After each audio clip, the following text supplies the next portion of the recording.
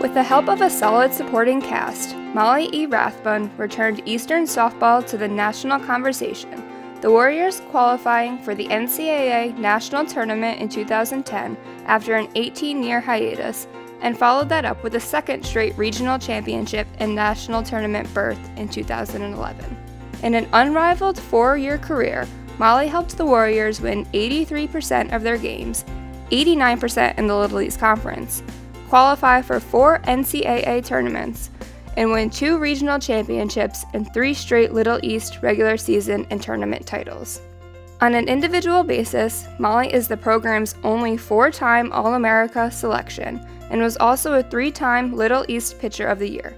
She was twice named ECAC New England Pitcher of the Year, and in balloting by the New England Coaches Association, was selected Player of the Year as a sophomore and Pitcher of the Year as a senior. A 2-time LEC Tournament MVP and Eastern's 3-time Female Athlete of the Year, Molly won 103 games and saved 14 more against only 14 losses, with 1,130 strikeouts, 94 complete games, 49 shutouts, 9 no-hitters, and a 0.88 ERA.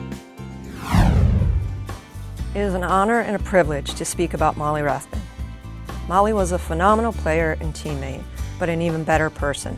Molly holds many records and has won many championships, but she would tell you that her time at Eastern was more about the experience and making memories with her teammates. Leave the program better than you found it was our motto.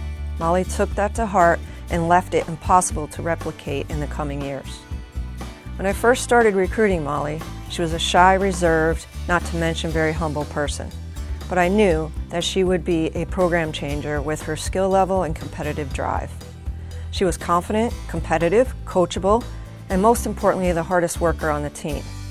She would buy into the win philosophy and made it her mission to throw 1 pitch at a time and take each at-bat as if it was her last, which propelled her into being honored as a 4-time NFCA All-American player. I could tell you all about Molly's accolades and what she accomplished as a student athlete, but that's not Molly. She would want me to share stories of her legacy as part of the Eastern softball team. Here are just a few. Plymouth State, 28 degrees, tied in the 7th inning. Molly comes to bat, and I say, "Molly, please finish this."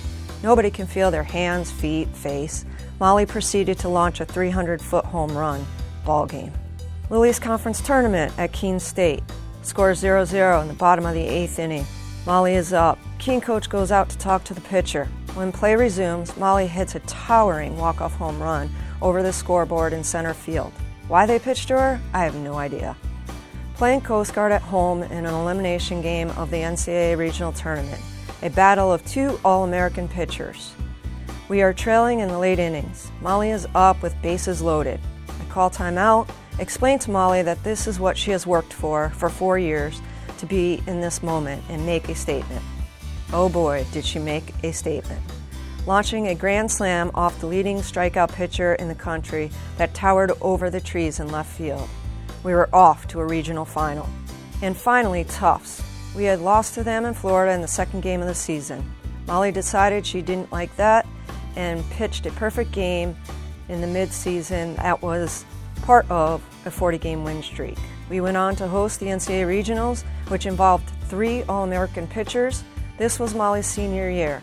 The team wanted so badly to win a national championship, but we lost to Tufts in the regional final. We sat in left field for about 3 hours crying our eyes out because we had such a close-knit team and we came up a little short. After many victories and championships, Molly would say it was because of her team, and she could not have done it without them. Molly also had a great support from her family, Mom, Dad, Emma, and Annie. They were always there to cheer her on and the team to victory. My proudest moment came when Molly was named head coach at Muhlenberg College 3 years ago. Now I'm beyond excited that she is moving back to Connecticut to serve as the head coach of Trinity College, which is so lucky to have her as a coach and mentor. She's a program changer. That's what Molly is. She's the kind of player that every coach wants, and if you want to be successful, you need someone with her talents and her skills. But more that Molly had to offer was the way that she molded the culture of that team. Watching Molly play and pitch specifically, she had such a confident demeanor. She stood on the mound and she knew what she wanted to do.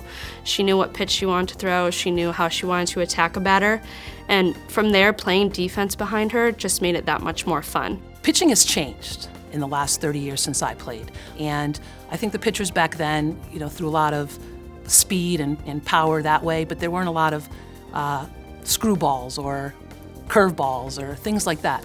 Molly has a lot of those tools in her tool belt. For me, the best game that Molly ever pitched was a game that she pitched. She just didn't throw. We were in the World Series her sophomore year against DePaul, nationally ranked team, and Molly did not strike out a batter in that game.